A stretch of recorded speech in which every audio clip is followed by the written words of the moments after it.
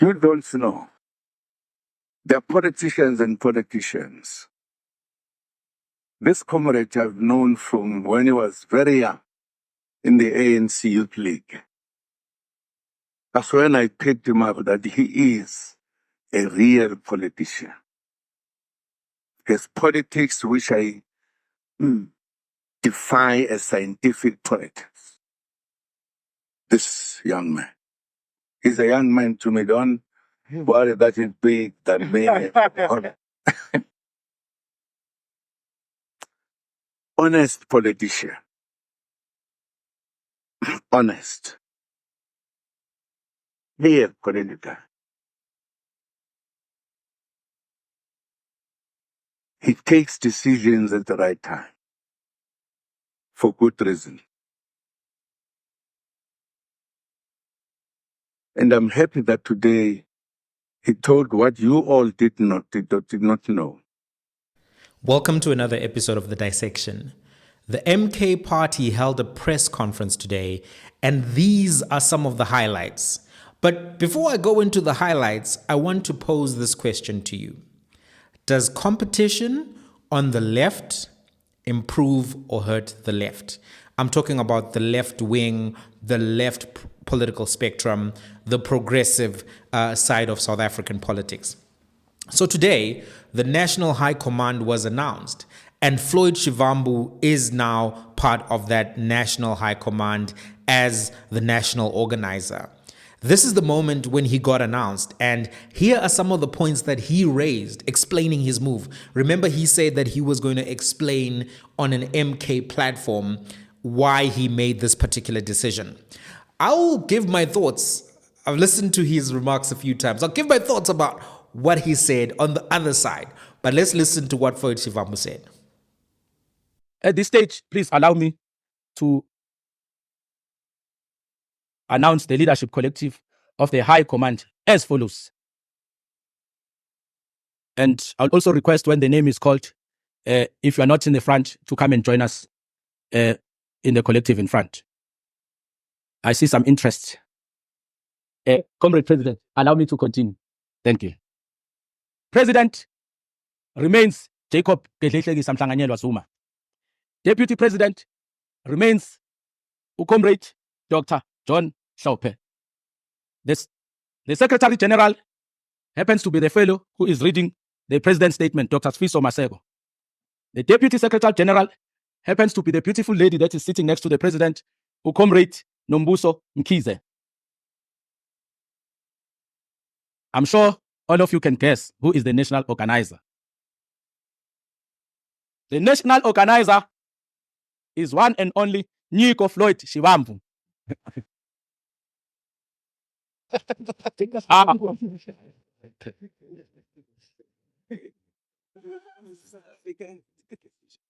Those who are in favor of the revolution. Because revolution is the content of what we're standing for. It's not just no, if it's me, you are betraying me. Some people will say, you are betraying me. Where does that enter? And you don't even once suggest that I'm betraying the revolution. I'll never betray the revolution. Because we're not in the business of trying to please each other's egos here. We're in the business of building a revolutionary movement that is going to emancipate the black majority and Africans in particular, and we're unapologetic about that. That is what we stand for. When we're speaking in the other platform, we made a plea for avoiding of mischaracterization of an otherwise correct and revolutionary decision and act to join Mkondo Wesizwe party. What President Zuma is doing with Mkondo Wesizwe party is what the statement of Mkondo Wesizwe did in 1961 on the 16th of December. To say that now that the liberation movement has been banned, what other platform do we express ourselves? What other instrument do we use to fight for total liberation?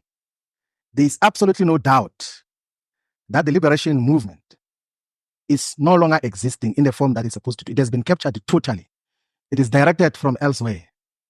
And then this is a platform. And what is unique about Mkondo Wesizwe party, and it's a purposeful, foundational approach and principle, is to assemble people who can govern society to come and govern society in South Africa. It's not wishful thinking to say that we've got these ideas of what we're going to do. It's to assemble the best of the best. So if you were to check even with the people that have been identified now, the first consignment that is going to the National Assembly, if you go to check their track record objectively and not bled by these nonsense of right-wing media platforms, you will accept that the contributions that Brian Molefe did in the public investment corporations, in Transnet, in ESCOM, you will appreciate the contributions that Esiyabonga Gama did and contributed in Transnet, stable organizations. Whatever can be said, even with the former SARS commissioner, there have been a lot of things which were misled about for a very long time, that everyone else who is not a puppet of the establishment is enemy of the people. That is not the case. And people will think that I'm saying this because I'm on this platform now only. You can check the public statements and writings and articles and even interviews that we did when we came to the realization that for a very long time we're misled in terms of our characterization of society. They said there's capture because they were no longer in control of key state institutions. The white capitalist establishment was no longer in control, and then they said there's a crisis. If there was truly a crisis, why is that crisis not there now? Like, can they show us the crisis which they said existed before? So to assemble the best of the best amongst black people to govern society is a best decision. And to associate with that is a best and sound decision. People who can govern, like it's as simple as that. Like, if you say that who amongst ourselves is the best, and then you say, let's assemble those who can demonstrate that they have got capacity to run otherwise very complex and huge institutions, who are not going to collaborate with the establishment and switch on electricity on and off and say it's load shedding because there's a crisis of this and that. People who are genuine and real and have never done anything wrong, and of course will be criminalized for one reason or another. I agree that we should unite all the progressive forces into common agenda, because this thing of small, unviable political parties is not sustainable for the future of black people in South Africa. It's not sustainable at all. We can't, and the temptation as well, and I'm not characterizing the EFF, is that when you have got multiple of these, like they end up being fiefdoms of individuals. IFP, UDM kind of arrangement, what is it to achieve with that? When all of us can set aside our very strong egos and say, I don't have to be a member of parliament, I don't have to be a deputy president. I can come and be led by a collective, like, and be subjected to a collective and be asked to go and organize branches of MKP from scratch and not be a member at the high level. That is the principle that we're dealing with. And that is what we're here for. And President Zuma, when he was inducting all of us yesterday, he says that we might be friends and we might think we're friends, but friendship won't apply here. If you do not do these things right, you're going to be taken care of appropriately. Some people were asking me that what is going to happen, because in MKP leadership changes every week and all of those things. What if they change? I say, like, if I'm removed as national organizer, I'm going to be a member. And if I'm removed as a member, I'm going to be a volunteer and put posters even without the approval of the leadership. I'm not here for opportunistic purposes.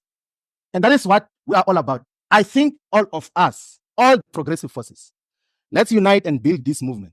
There's no dictatorship. There's political discussions. In all the times that we've got to interact with President Zuma, he has the patience to have political and ideological discussions to persuade people about how to move forward. He does not stand to subjectively gain anything out of that. It's not like he's subjectively going to gain anything out of it. He had said that let's unite all the progressive forces so that we can build a solid movement that will take us forward. Otherwise, the other things that are said are not worth responding to. We're going to go to the ground. Let's coexist, all of us, and then let's persuade each other. Let's build the MKP as a party which is going to take over government of South Africa. Thank you very much.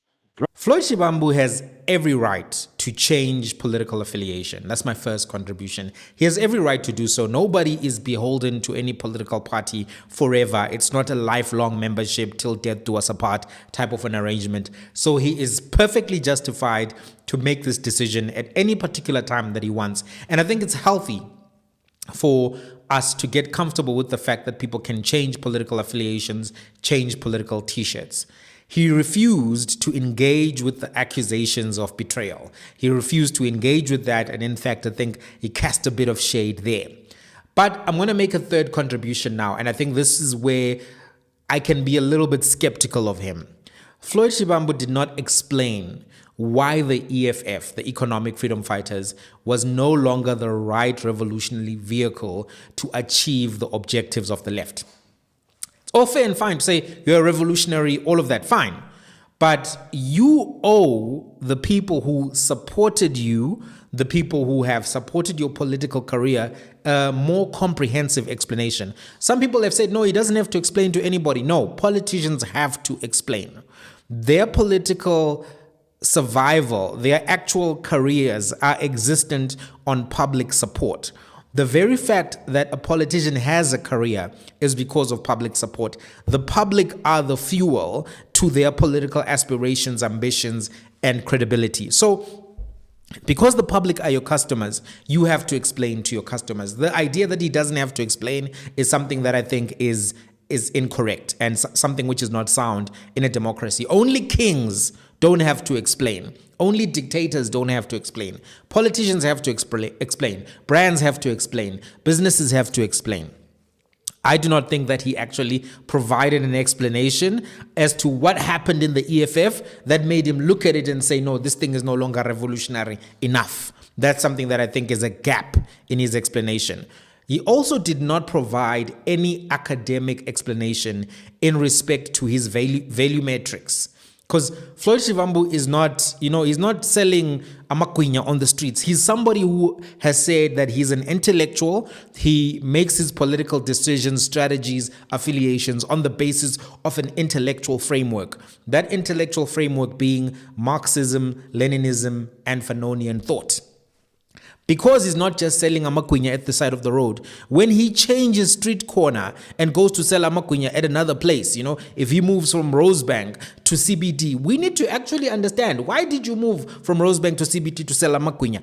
For a person who is just selling amakwinya, of course, there's no further explanation outside of the business strategy of this. But if you are somebody who says, I'm an intellectual, I'm a Marxist, Leninist, Fanonian, you have to actually provide within that framework of intellectual thought an explanation as to why you did that. He did not say that. What he did say is that the executive track record of Brian Molefe, Tom Moyane, and others was impressive. That's what he said. He said, no, these people did well. They were demonized by the media, which he called the right-wing media. And because of that, some people don't understand what they accomplished, but these are well-accomplished people with an impressive track record. That's what he said as his reasoning. That is not Marxist, Leninist, Fanonian reasoning. He's basically saying he joined them because of the quality of the team. Joining a team because it has good players is a good reason to join a team. But it is not an ideological reason. And it creates a gap for those who follow you, admire you, support you on the basis of your Marxist, Leninist, Fanonian school of thought. And those people will be looking for coherence, right? If Jesus, for example, were to change some of the disciples and say, look, I've removed Peter, I've removed John, I've removed these other guys, I've put now, Chabulani, I've put Stephen, and I've put, maybe he puts another guy there, Henry. You would then have to actually say, listen, okay, but why did you put these people? And if he just says, no, they're better players. I mean, for a theological leader, that wouldn't make any sense, because we would need to actually understand from a spiritual basis, why was this decision made, right? And this is where I think the gap exists for Floyd. But like I said, it's his right. He can even make this decision just based on vibes. As a person, he can do that. But we still have to evaluate and say, did we get a comprehensive, compelling, plausible explanation? That's a fair thing for us to do from our side, right? In terms of the public watching these particular historical events. And because this is such a significant event, I do think that where there are gaps, we have to point those gaps out. Maybe he'll explain at a later stage.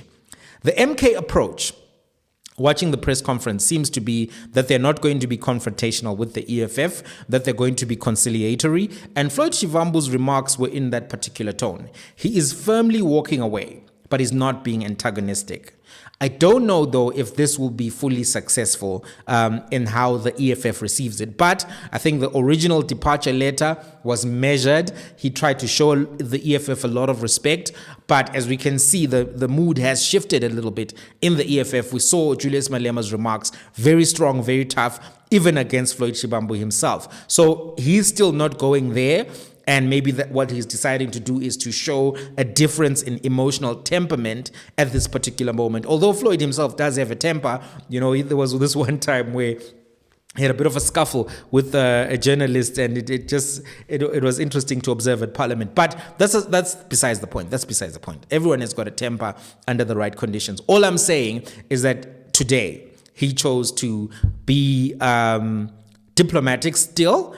And I think there's a sensitivity within the MK that they don't want this to really go beyond a certain temperature, right? They want to keep this at a certain level cordial, but obviously there's tension now. There's some kind of animosity still because these are entities competing directly for votes. Now there were other moments that were worth examining as well. Highlights. I just compressed the moments that I think were big, and here's what was said. Right, good morning. I just want to deal with three questions. The first question was simply this. Did we deploy Comrade Floyd as a national organizer because we want to destroy the EFF? I'm paraphrasing it. Far from it. Far from it. Comrade Floyd has been, all our comrades are deployed to various structures on merit. There is nobody who's being destroyed because, there's no one who's being deployed because we want to destroy the EFF as a party. We're running our own political programs as the Umkhonto weSizwe party, regardless of the EFF's position on any issue. So he is a very experienced politician. He's sharp like a razor. I said that last night, and I repeat it. He is sharp like a razor, and he would no doubt play a very important role as far as the MK party is concerned going forward. I've dealt with that. The second question relates to comrades of the MK party who were expelled and who are now taking legal action against the MK party. That matter is sub judice. As a matter of law, we do not comment on cases that are pending before court. All I can tell you is this. They have every right, just like any one of you here, has any right to take anyone to court. You can make all kinds of allegations. At the end of the day, it is a judge sitting alone in his or her chambers who will decide the case on the 3rd of September. We're glad that the hearing date has been expedited and the matter will be finalized very soon.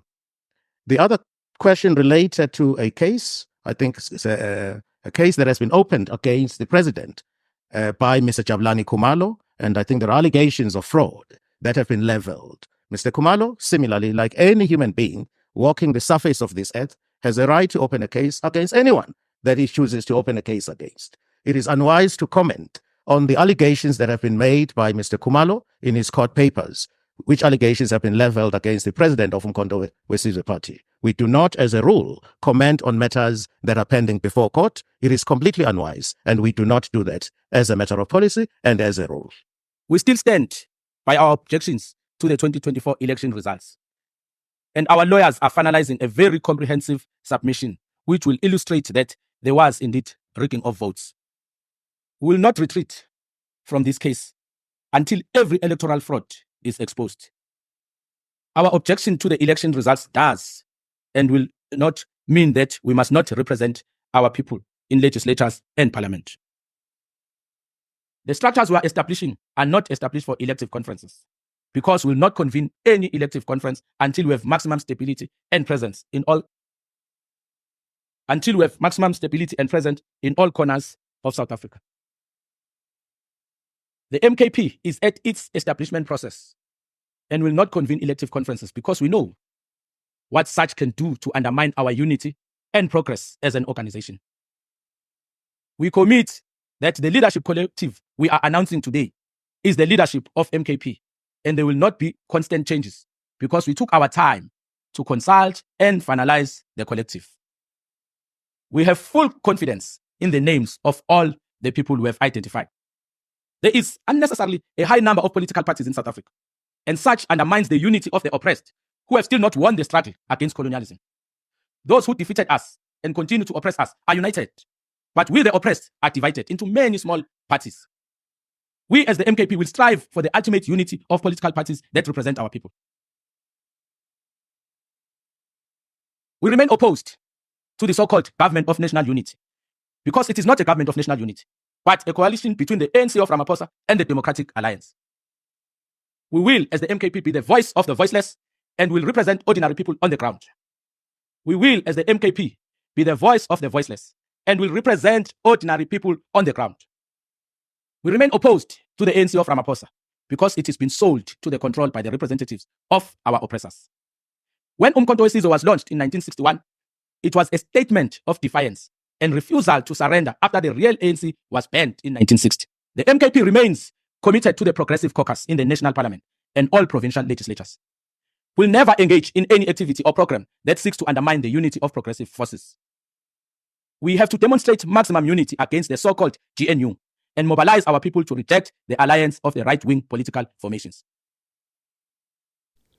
So we know that the MK is going to be challenging election results, that they're going to separate their deployment to parliament and other spaces of leadership versus the party leadership. We know that they're now saying that they're working on the establishment of branches across the country. We know that they're claiming this mantle of being a liberation movement, that other people have abandoned that. We now know that they've got this national high command of 8 officials and additional officials not exceeding 45. We know that they've now got this Women's League, Youth League, student movement, all as part of their leadership collective. And we know that they're saying that there won't be any elective conference until there is maximum stability. Here are my takes on that. And I think I've got, about 4 points on that, right? Number one, I was impressed today that the MK conference started on time, right? The last time I was there, the press briefing was supposed to start at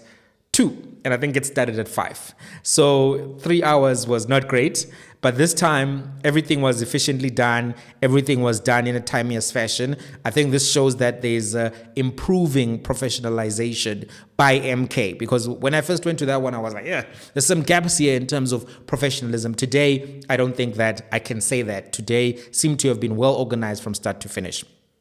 That's my first point. Number two, I think this thing of challenging election results remains something that I don't think it's a credible political venture.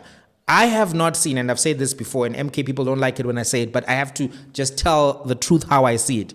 I've not seen any credible case of, election rigging, manipulation, or anything to that effect. I've not seen anything to that effect. And I don't think that this narrative helps the MK. The case was withdrawn. I don't think there's been a lot of advancement in this political case, in this case, in terms of its legal standing, right? And I think it allows opponents of the MK party to almost link this to what Donald Trump was doing in denying the election results and saying that he won which year was that? The 2020 election. So I think there's something that just like with that strategy that doesn't work for me, but they're choosing to do it, and it could be for political reasons. You want to keep people angry that you didn't get the results that you wanted.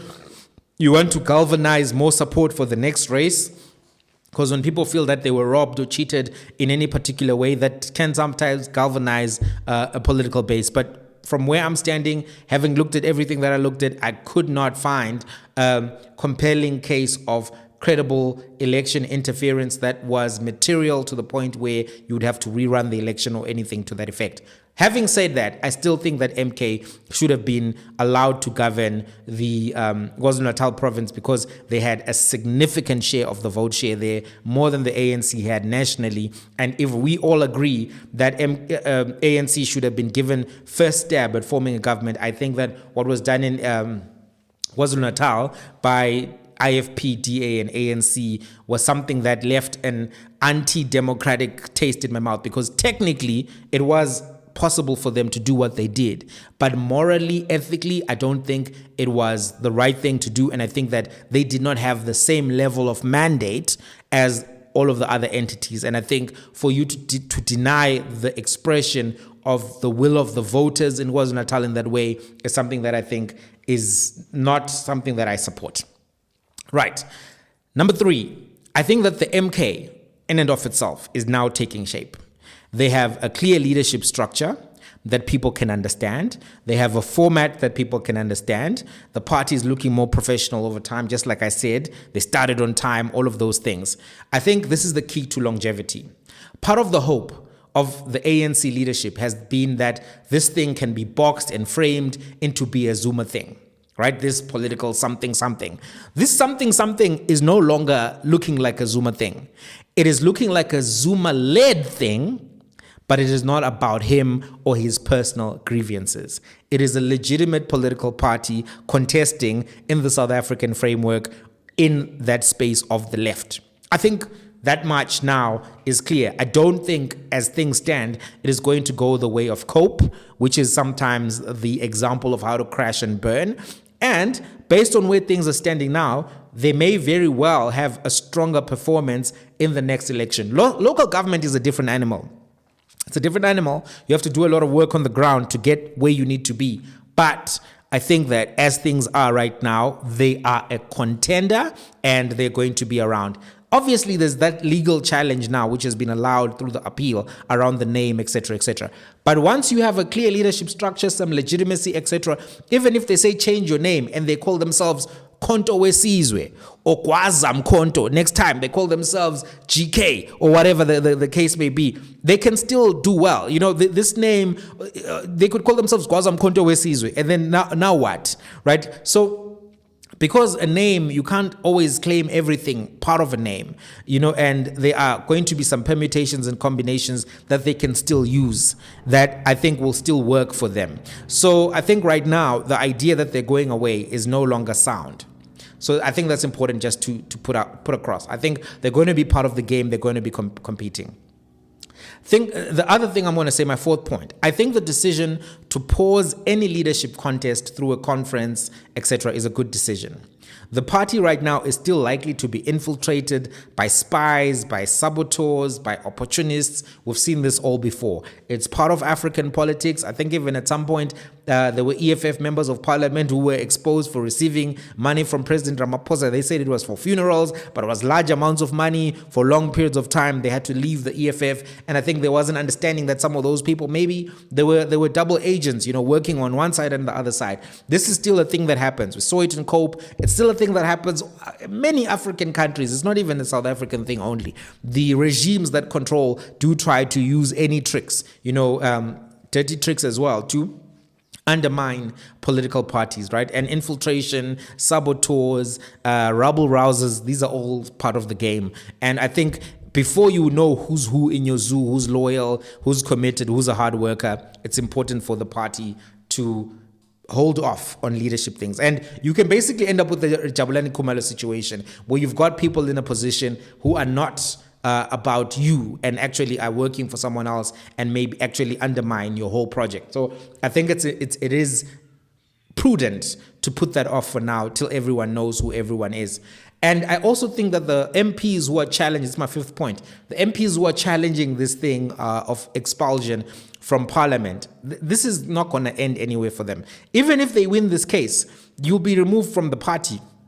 And then now you just have to leave. So you can only ever win on a temporary basis, but you're not going to go back to parliament as a member of MK. That's done. I don't know what they think is going to happen. It seems to me like it's another Jabulani Khumalo strategy. But anyway, you know, they refuse to respond to anything about that. But in essence, they are going to be able to deal with those guys even outside the framework of the party. Now, let me answer the question that I put at the beginning. The big question, is beef good? Is competition good? I think they are. I think in this particular case, the controversy and drama between the MK party and the EFF will be good for them. In fact, if you think about it, a large part of local hip-hop history in South Africa was, let's call it recent hip-hop history, was focused on the feud between AKA and Cassper Nyovest. Because these guys were rivals and feuding, a lot of hip-hop attention went to them. People chose side, people chose affiliations, people streamed their music as a result of that rivalry. The rivalry between B.I.G. and Tupac Shakur actually shaped hip-hop culture in the 90s. What am I trying to say? Beef is protein for attention. Beef brings attention. That's my first point. The challenge that the EFF and MK have been having up until this point is that the DA and ANC coalition has been dominating the media narratives. Gayton McKenzie and others have been dominating the media narratives. So content creators, media houses, everyone has been looking at these internal dynamics of the DA-ANC coalition.